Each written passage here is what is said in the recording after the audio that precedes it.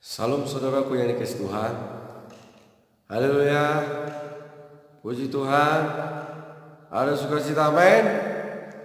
Saya berharap saudara dimanapun berada sekarang, baik yang ada di gereja maupun ada yang di rumah, ada dalam pemeliharaan Tuhan. Amin. Tema firman Tuhan minggu ini bagi kita adalah Allah itu pasti. Sama-sama katakan amin. Amin. Puji Tuhan. Mari kita membaca Alkitab. Ibrani pasal 8 ayat yang Ibrani pasal 13 ayat ke-8. Begini firman Tuhan, saudara dengar baik-baik ya. Yesus Kristus tetap sama, baik kemarin maupun hari ini dan sampai selama-lamanya. Katakan amin. Saudara-saudara Kristus Tuhan, ayat ini menjelaskan, ayat ini menasihatkan kita bahwa Yesus Kristus itu adalah Yesus yang pasti. Yesus yang pasti dan tidak berubah.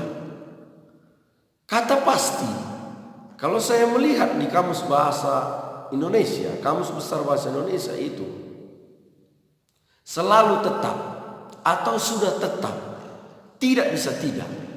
Jadi saudaraku yang dikasihi Tuhan, Yesus kita itu adalah Yesus yang tetap. 2000 tahun yang lalu, hari ini, dan sampai Yesus datang kali yang kedua, Yesusnya adalah sama. Amin. Yesusnya adalah satu. Amin. Dia tidak berubah. Nah, kalau begitu, Tuhan kita itu pasti. Tuhan kita itu bukan Tuhan yang palsu. Bagaimana dengan saudara? Apakah saudara adalah umat Tuhan yang pasti? Umat Tuhan yang sudah tetap? Umat Tuhan yang tidak pernah berubah?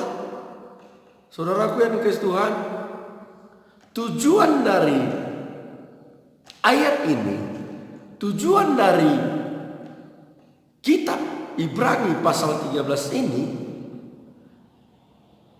kepada umat-umat Tuhan. Penulis kitab ini yang sekarang masih kontroversi, belum jelas siapa. Ada juga yang bilang ini Paulus. Jadi saudaraku yang dikasihi Tuhan, tidak penting siapa penulisnya, yang penting isinya yang paling penting. Nah, tujuan ditulis kitab ini khususnya di pasal 13 ini untuk menjelaskan bahwa Yesus itu tidak pernah berubah. Karena banyak sekarang umat-umat Tuhan atau banyak sekali umat-umat Tuhan merasa khawatir, merasa bimbang akan kebutuhan hidup. Makanya dijelaskan ayat 8, Yesus Kristus itu tetap sama. Kalau dulu Yesus menolong, sekarang pun Yesus menolong, di kemudian hari juga Yesus tetap menolong. Nah, mari kita membaca ayat yang kelima. Begini katanya, janganlah kamu menjadi hamba uang dan cukupkanlah dirimu dengan apa yang ada padamu. Karena Allah telah berfirman, aku sekali-kali tidak akan membiarkan engkau, dan aku sekali-kali tidak akan meninggalkan engkau. Saudaraku yang dikasihi Tuhan, ini menjelaskan ada banyak umat-umat Tuhan yang menjadi hamba uang. Ada banyak umat Tuhan yang ketika ada boros. Makanya firman ini menjelaskan bagi kita, menegaskan, cukupkanlah apa yang ada padamu. Jangan boros. Amin. Jangan boros. Saudaraku yang dikasihi Tuhan, bahkan dikatakan lagi di ayat ke-6 paling jelas, sebab itu dengan yakin kita dapat berkata, Tuhan adalah penolongku, aku tidak akan takut apa yang dapat dilakukan manusia terhadapku. Tuhan pasti menolong saudara dan saya. Makanya ayat 8 mengatakan Yesus itu tetap, Yesus itu pasti. Kamu pasti enggak? Saudara pasti enggak? Itu paling penting sekarang. Imanmu pasti enggak? Jadi saudaraku yang dikasihi Tuhan, kalau sudah firman Tuhan berkata pada kita, aku tidak sekali-kali membiarkan engkau. Dan Tuhan itu pasti menolong kita. Apalagi yang saudara dan saya khawatirkan.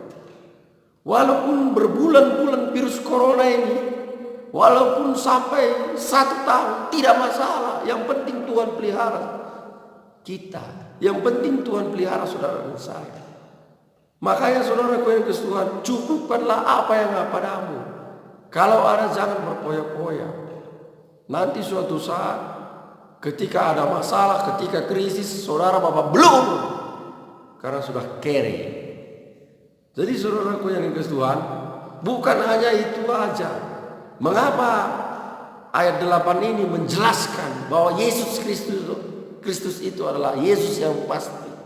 Ayat 9 mengatakan, janganlah kamu sesat oleh berbagai-bagai ajaran orang asing. Sebab yang baik ialah bahwa hati kamu diperkuat dengan kasih karunia, dan bukan dengan berbagai makanan yang tidak berfaedah kepada mereka menuruti aturan-aturan makanan macam itu. Jadi saudaraku yang kasih Tuhan, ada banyak di akhir zaman ini yang akan mengaku Yesus yang baru. Jadi saudaraku, hati-hati. Tuhan tidak mau kita sesat. Tuhan tidak mau kita salah ajaran. Beberapa bulan yang lalu saya melihat, khususnya di sosial media, ada tanda-tanda di langit, ada awan seperti Yesus, ada awan seperti Yesus yang disalib. Ada lagi yang pernah saya lihat ketika seseorang menyiramkan air di dinding tembok.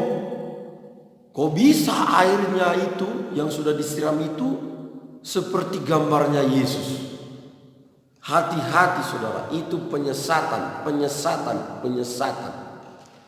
Di akhir-akhir zaman ini, akhir mau datang, kedatangan Tuhan Yesus yang kedua, ada banyak pengajaran-pengajaran sesat. Sekarang saja sudah banyak muncul yang mengaku-ngaku sebagai nabi. Kalau benar nabi ya bagus, tapi kalau nggak benar nabi tugasnya menubuat. Jadi kalau nubuatan itu tidak benar, itu adalah nabi palsu. Hati-hati saudara. Yesus kita itu adalah Yesus yang sama, Yesus yang pasti. 2000 tahun yang lalu, sekarang, dan yang akan datang yang kedua kali. Sama Yesus sudah tidak berubah. Jadi saudara nggak usah bimbang, nggak usah khawatir tentang kebutuhan. Jangan saudara sampai menjadi hamba uang. Nah, saudaraku yang dikasihi Tuhan, dalam pasal 13 ini ada 3 hal yang saya mau bagikan kepada saudara dan saya. Bagaimana kita hidup dalam kepastian. Itu ingat.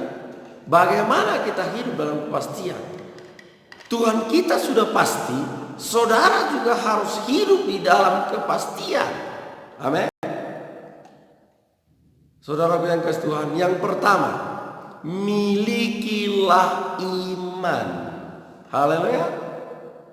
Saya akan membacakan ayat yang ke-7. Ingatlah akan pemimpin-pemimpin kamu yang telah menyampaikan firman Allah kepada kamu. Perhatikanlah air hidup mereka dan contohlah iman mereka. Jelas dikatakan di sini, kita harus mencontoh pahlawan-pahlawan iman. Kita harus mencontoh para nabi-nabi.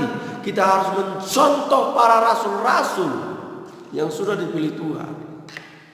Saudara, siapa bapak orang beriman? Abraham, contoh dia. Dia juga sering mengalami masalah. Dia juga sering mengalami hal yang tidak mengenakan. Tapi apa? Karena dia memiliki iman, endingnya pasti baik. Orang yang memiliki iman, bagaimanapun jalan ceritanya, mau jungkir balik, mau salto-salto, terserah. Yang penting endingnya baik. Amin. Abraham pasti masuk surga. Pasti masuk surga. Ketika Lazarus meninggal, kisah Lazarus dan orang kaya, apa dikatakan sana? Lazarus meninggal berada di mana? Di pangkuan Abraham. Jadi pasti Abraham masuk surga. Contoh dia. Bukan hanya itu aja. Kita kembali ke zamannya Musa. Musa juga betapa banyak kesulitan yang dihadapi. Tapi karena dia punya iman, dia pasti masuk surga. Sehingga kuburannya pun tidak ada orang yang tahu, karena Tuhan sendiri yang menguburkannya. Kembali lagi ke Daud. Bukan hanya Daud. Saudaraku yang khusus, banyak lagi. Rasul Petrus. Bagaimana kehidupan mereka semua. Makanya zaman sekarang, orang yang tidak memiliki iman pasti tergerus dengan keadaan sekarang. Apalagi kesulitan sekarang ini. Pandemi Corona seluruh dunia. Saudaraku yang dikasihi Tuhan, marilah miliki iman. Supaya kita memiliki iman, bertobatlah, bertobat. Amin. Amin. Tuhan ingin kita beribadah secara mandiri. Bukan rame-rame di gedung yang mewah-mewah. Tuntutan Tuhan melalui virus corona ini adalah supaya saudara punya iman dan beribadah secara mandiri masing-masing. Itu namanya umat Tuhan yang dewasa. Amin. Amin.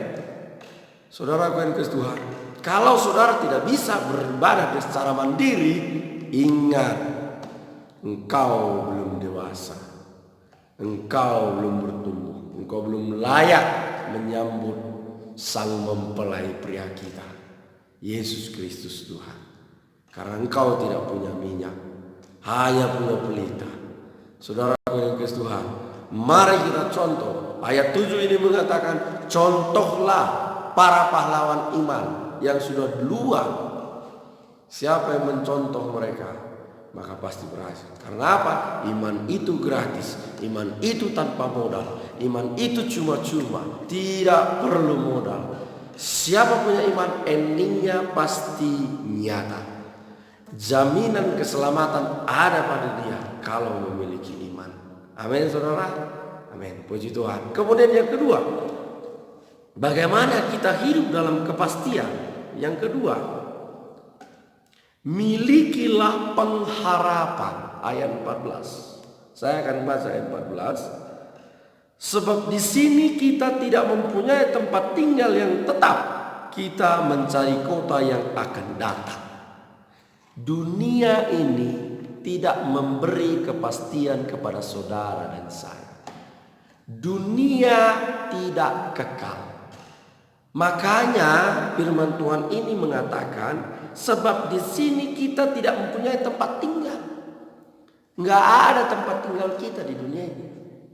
Jadi makanya kita harus memiliki pengharapan akan kota yang akan datang. Apa kota itu? Yerusalem baru. Orang yang bisa masuk surga yang dapat tinggal di Yerusalem baru.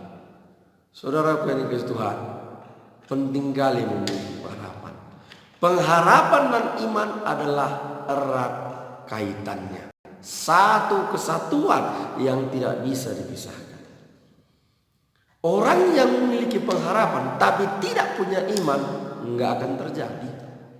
Orang yang memiliki iman tapi tidak punya pengharapan, mujizat tidak akan terjadi. Jadi saudaraku yang dikasihi Tuhan, miliki iman sekaligus pengharapan. Amin. Maka pasti mujizat itu nyata. Katakan amin. Saudaraku yang dikasihi Tuhan, betapa pentingnya pengharapan. Karena apa? Ibrani 16 ayat 19 mengatakan bahwa pengharapan itu adalah sauh yang kuat. Artinya apa? Sauh yang ada di kapal-kapal besar, kalau sudah dilabuhkan, kapalnya tidak bisa kemana-mana. Begitu juga kalau saudara punya pengharapan, fokus saudara akan terus kepada harapan saudara itu. Sehingga saudara walaupun goyang-goyang tapi posisinya tetap. Amin. Walaupun kapalnya diombang-ambingkan oleh badai, Tapi selagi masih ada saunya yang dilabuhkan, kapalnya akan tetap walaupun goyang-goyang.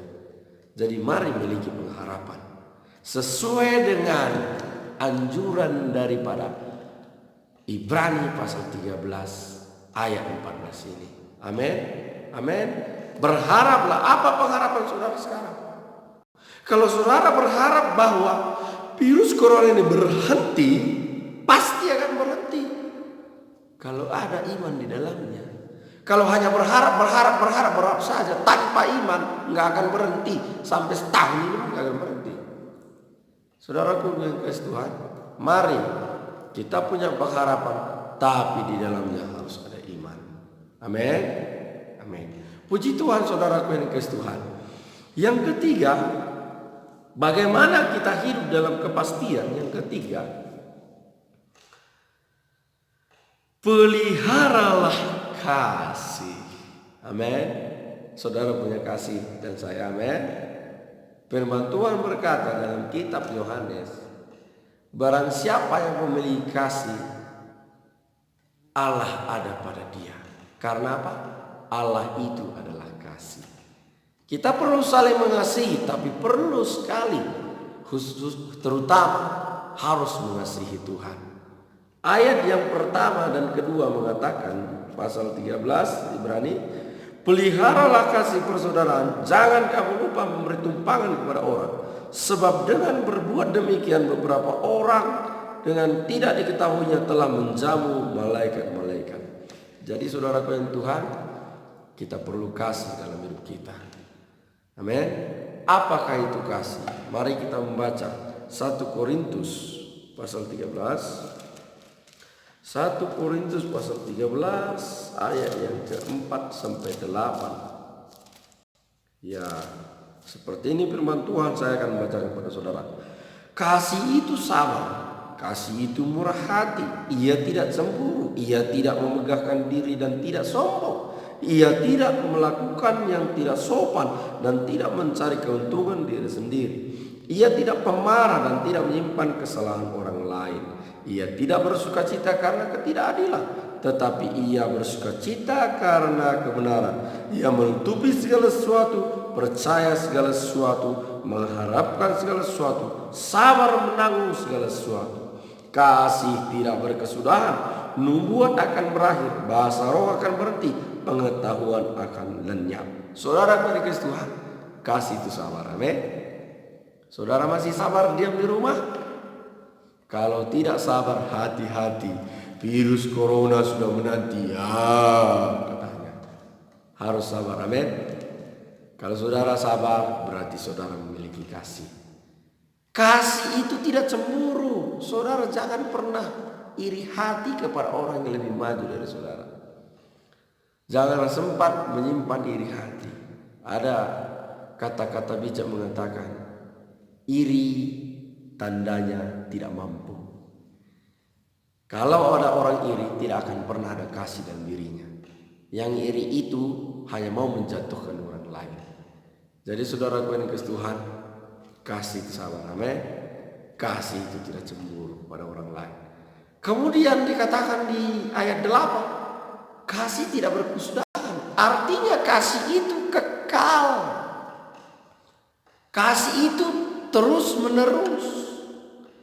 Iman, pengharapan tidak perlu lagi di sorga karena sudah ada. Tapi kasih tetap ada di sorga. Saudaraku yang kasih Tuhan, mari saat ini kita memiliki kasih. Paling penting kita perlu kasih. Amin. Tanpa kasih kita tidak akan bisa memuji Tuhan, tidak bisa menyembah Tuhan. Kasih identik dengan berkorban, saudaraku yang kasih Tuhan. Mari kita memiliki kasih. Nah, saudaraku yang kasih Tuhan, saya berharap firman ini memberkati kita semua. Allah itu pasti, Yesus itu pasti. Kalau begitu bagaimana kita hidup dalam kepastian? Yang pertama, milikilah iman. Iman itu gratis tanpa modal. Yang kedua, milikilah pengharapan. Tanpa pengharapan iman tidak berlaku. Mereka satu kesatuan. Tanpa iman, pengharapan juga tidak berlaku, tidak berfungsi. Jadi mari saudara yang kasih Tuhan, milikilah pengharapan. Yang ketiga, milikilah kasih. Iman, pengharapan, dan kasih. Jika kita bisa melakukan ketiga hal itu, dijamin hidup saudara pasti masuk surga melalui Yesus Kristus. Karena melalui Yesus Kristuslah kita bisa melakukan ketiga hal itu. Amin saudara. Amin. Puji Tuhan saudara kasih Tuhan. Tetap semangat. Tetap percaya kepada Tuhan. Jangan bimbang, jangan khawatir. Saudara pasti bisa melewati semua rintangan dan masalah yang sedang kita alami sekarang. Tuhan Yesus memberkati. Amin.